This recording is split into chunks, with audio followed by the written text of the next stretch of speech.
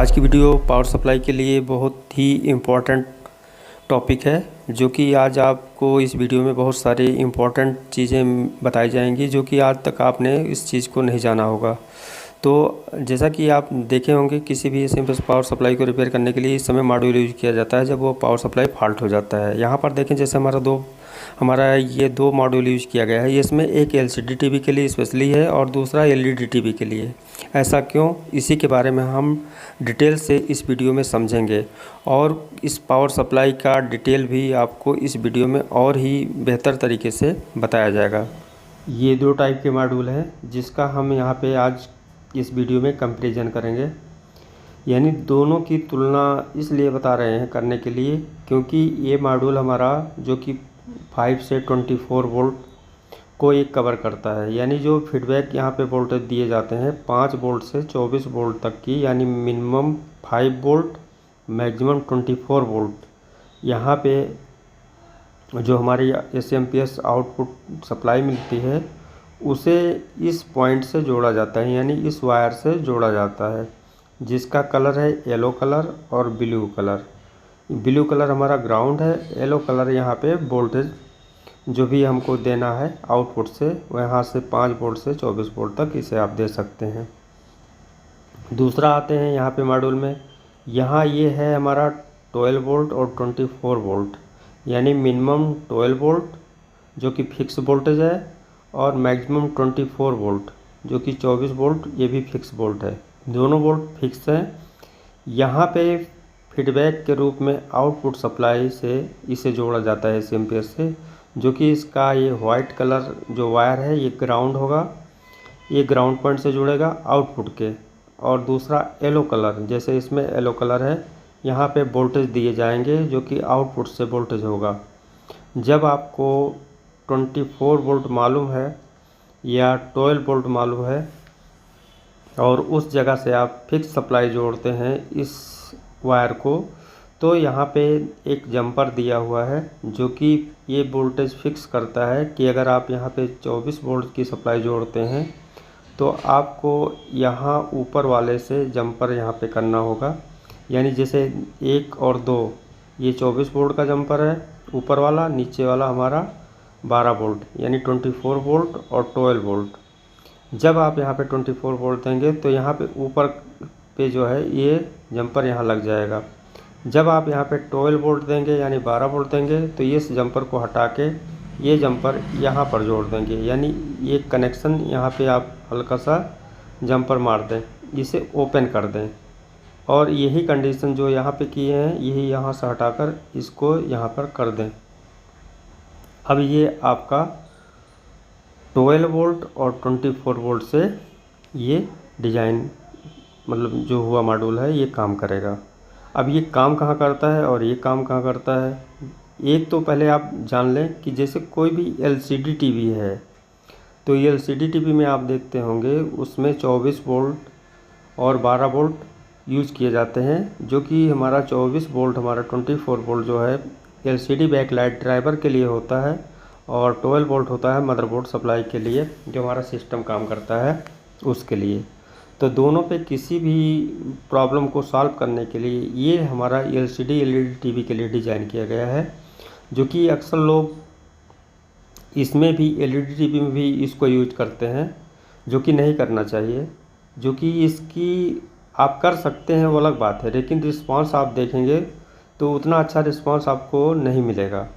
ये LCD TV पे जो कि पुराने वर्जन है वहाँ पे ये बहुत ही परफेक्ट रूप से काम करेगा, क्योंकि उसके वो मदरबोर्ड और उसके जो बैकलाइट सेक्शन है वो हाई एम्पियर पे काम करते हैं, उसलिए ये जो है डिज़ाइन उसी लिए किया गया है। लेकिन अगर आप कहीं पे हाई एम्पियर पे यूज़ करना है और जहाँ पे 12 वोल्ट और 24 वोल्ट फिक्स है तो एलईडी टीवी में भी आप यूज़ कर सकते हैं। लेकिन ज़्यादातर इसे डिज़ाइन जो किया गया है इसकी जो है डिज़ाइनिंग ये हमारा एलसीडी टीवी के लिए स्पेशली डिज़ाइन है, ये आप कहीं भी एलसीडी टीवी में इसे यूज कर सकते हैं। और दूसरा आता है यहाँ पे ये आपकी एलईडी टीवी जो कि हमारा बहुत ही कम एम्पियर पे ऑपरेट होता है, बैकलाइट सेक्शन वहाँ पे लोड उतना नहीं रहता है, इसलिए ये आप इसको जो है कोई भी एलईडी टीवी में आप इस को यूज कर सकते हैं। जैसे कि हमारा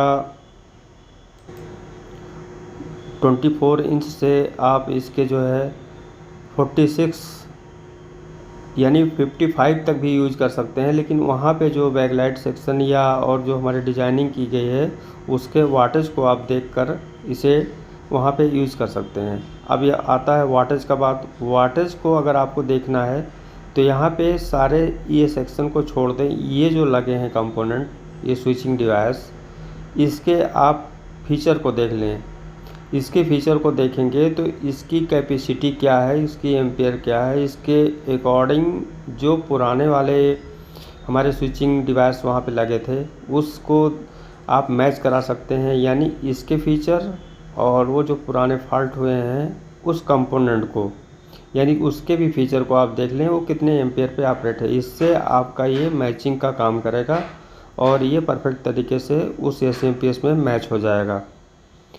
और यहाँ पे जब हमें हाई वाटेज की ज़रूरत होती है तो वहाँ पे आपको देखना है कि ये हमारा 12 वोल्ट और 24 वोल्ट किस पे हाई एम्पेयर की ज़रूरत है। अगर बैकलाइट सेक्शन में प्रॉब्लम है तो हम यहाँ पे 24 वोल्ट को यूज़ करेंगे।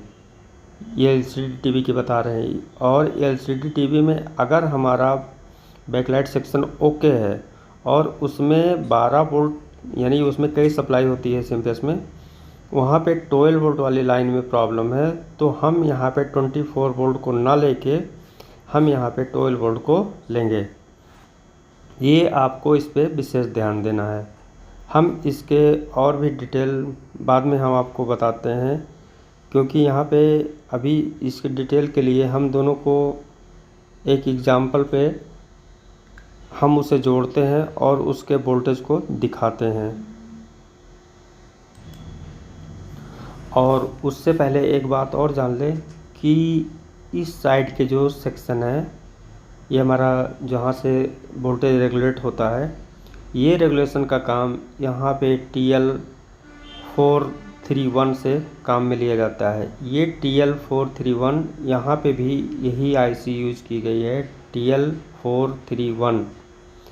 यहाँ जैसे ऊपर कैथोड है और बीच में एनोड है, यानी ये 3 लेग जो बने हुए हैं, यहाँ पे इसके ऊपर वाला ये मैं इस साइड से लगाया हूँ कि जैसे आप इसके आईसी को इस फेस पे रखेंगे यानी नीचे साइड में और इसके लेग को ऊपर साइड में रखेंगे तो ऊपर साइड्स में देखेंगे तो ये यहाँ पे कैथोड है, बीच में एनोड है और यहाँ पे नीचे वाले में रेफरेंस वोल्ट दिए जाते हैं। रेफरेंस वोल्टेज यहाँ से दिए जाते हैं। ये जो भी रेफरेंस वोल्टेज हमारा यहाँ पर दिया जाएगा इस प्रीसेट के द्वारा यहाँ से ये दोनों रेजिस्टेंस के बीच फिक्स कर लिया जाएगा। यही रेफरेंस वोल्ट हमारा यहाँ पे रहेगा। इसी के अनुसार ये हमारा वोल्टेज यहाँ पे फिक्स करता रहेगा। जैसे यहाँ पे वोल्टेज बढ़ेंगे यानी इस वोल्टेज जो यहाँ पे सेटिंग किया गया है इस वोल्टेज से जैसे ही अधिक हुआ तो ये वोल्टेज यहाँ पे बढ़े, तो यहाँ पे बढ़ने के साथ साथ ये वोल्टेज की सूचना यहाँ पे मिलेगी वोल्टेज के रूप में, जिसे ये फिक्स किया गया वोल्टेज इसे ग्राउंड कर देगा। जो भी ओवर वोल्टेज होंगे वो हमारा इस ग्राउंड से यहाँ पे ये ग्राउंड हो जाएंगे। कहने का मतलब ये हुआ कि जैसे आपका एक जीनर होता है, जीनर के ऊपर यानी ओवर वोल्टेज को ग्राउंड कर दिया जाता है, ऐसे सेम यहाँ पे है कि जिसे यहाँ पे हम रेफरेंस वोल्ट के द्वारा फिक्स कर देंगे उतने से ज़्यादा वोल्टेज को यहाँ पे ग्राउंड करता रहेगा, जिससे हमारा यहाँ पे एक फिक्स लाइट फ्लैश होगा इसके बेस पे जो इंटरनल फोटो ट्रांजिस्टर लगे हैं। अब यहाँ पे ये जो ऑप्टो कपलर है, ऑप्टो कपलर का मतलब हुआ ऑप्टिकल से हुआ, जैसा कि आप शीशे का आप ले लीजिए कि एक पारदर्शिता होती है कि एक शीशा जैसे बीच में लगा हुआ है, यानी ये हमारा प्राइमरी अलग हो गया, सेकेंडरी अलग हो गया। ऑप्टो कपलर वही काम करता है एक ऑप्टिकल की तरह कि ये हमारा इधर सेकेंडरी और इधर प्राइमरी, यहाँ से जो इसकी सूचना देगा एक फोकस के द्वारा, एक लाइट के द्वारा जो कि इसके बेस पे पड़ेगी और बेस पे पड़ने वाला वोल्टेज यहाँ पे रेफरेंस वोल्टेज को कंट्रोल करेगा। यानी ये भी एक रेफरेंस वोल्टेज ही है जो कि इस आईसी से आउट होते हैं जब फीडबैक, यानी एक रेफरेंस वोल्टेज ये है, एक रेफरेंस वोल्टेज ये है। इस रेफरेंस वोल्टेज को यहाँ से ग्राउंड से कंट्रोल किया जाता है, इस रेफरेंस वोल्टेज को यहाँ से ग्राउंड से कंट्रोल किया जाता है। ये बातें आपको नई लगी होंगी, लेकिन ये परफेक्ट है। इसे हम और डिटेल में समझते हैं आगे। अब यहाँ पर देखें, जैसे यहाँ पर आप देखें ये TL431, ऐसे यहाँ पर देखें TL431, यहाँ पे भी ये 3 लैग जो हमारे दिख रहे हैं, 1 2 3, ये ऊपर वाला कैथोड है, बीच वाला एनोड है, नीचे वाला रेफरेंस है। अब ये रेफरेंस वोल्टेज यहाँ पे जैसे देखिए यहाँ प्रीसेट के द्वारा आप फिक्स करते हैं, ऐसे यहाँ पे जो है इस रेजिस्टेंस को यहाँ पर देखेंगे ये रेजिस्टेंस जो है फिक्स किया जाता है। अब ये जो है ये रेजिस्टेंस से जो भी सप्लाई यहाँ पे मिलेगी वो एक फिक्स रेफरेंस वोल्टेज हो जाएगा।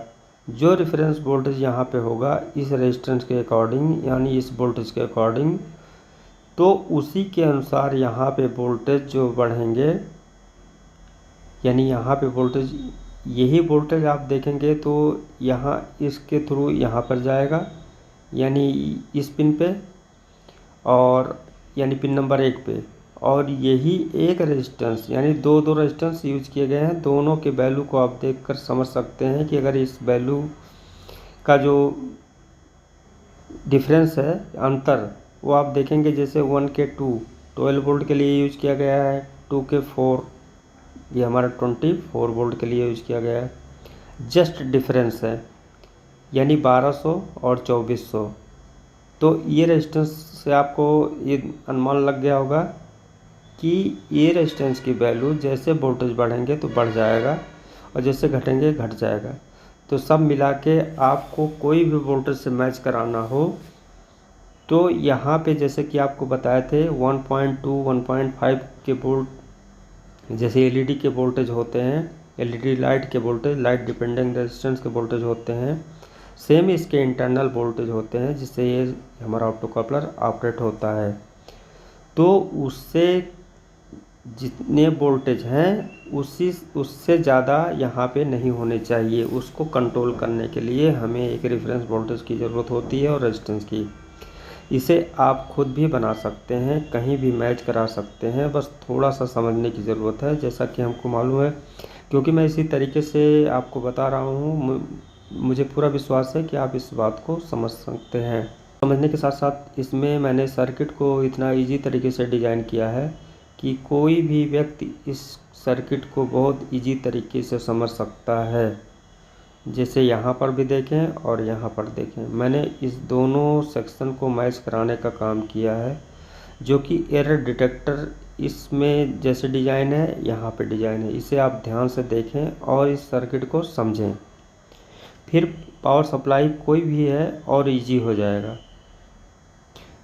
अब आज की वीडियो में आपको इतना तो समझ में आ गया होगा कि कोई भी एम्पियर कैपेसिटी अगर देखना है, वाटेज देखना है, तो यहाँ पर देख लें इसके फीचर को, इसके फीचर को, और जो ओल्ड हमारे फॉल्ट हुए हैं उसके फीचर को देख लें, यानी उसकी कैपेसिटी देख लें, इसकी कैपेसिटी देख लें। यहाँ पे अगर मैच करें तो आप इतने सेक्शन को रहने दें, केवल ये चेंज करके आप इसके वाटेज को बढ़ा सकते हैं। यहाँ पे भी यही है, हर स्टेज की लोकेशन नंबर लेकर उस जगह का कोई भी प्रॉब्लम फॉल्ट अगर आपको सॉल्व करने हैं तो वहाँ पे देखें कि क्या लगा हुआ है, कैसे काम करता है, या उस पे उस प्रोडक्ट के अपने जो कैपेसिटी हैं वहाँ पे पीछे बैक साइड में दिए रहते हैं, उसके डिटेल जहाँ पे सीरियल नंबर होते हैं, मॉडल नंबर होते हैं, वाटेज होते हैं, वहाँ पे भी देखकर जान सकते हैं, क्योंकि ये पूरा सेक्शन जो है उसी पे काम करता है, पावर सप्लाई पे, जो कि मेन पावर होता है। लेकिन यहाँ पर LCD LED टीवी में देखेंगे यहाँ पे पावर डिवाइड हो जाते हैं। ये पावर डिवाइड इसलिए हो जाते हैं क्योंकि बैकलाइट में अधिक एम्पियर की ज़रूरत होती है यहाँ पे, और यानी जो भी LCD हमारी पहली ओल्ड डिज़ाइन थी वहाँ पे पावर की खपत अधिक होती है LED के अपेक्षा। तो आज की वीडियो में हम इतना समझ लिए। अब आगे हम इसके डिटेल प्रैक्टिकली के साथ देखेंगे, फिर मैं आपको मिलता हूँ नेक्स्ट वीडियो में। तो आज की वीडियो में बस इतना ही, मिलते हैं नेक्स्ट वीडियो में। थैंक यू दोस्तों, और देखते रहिए।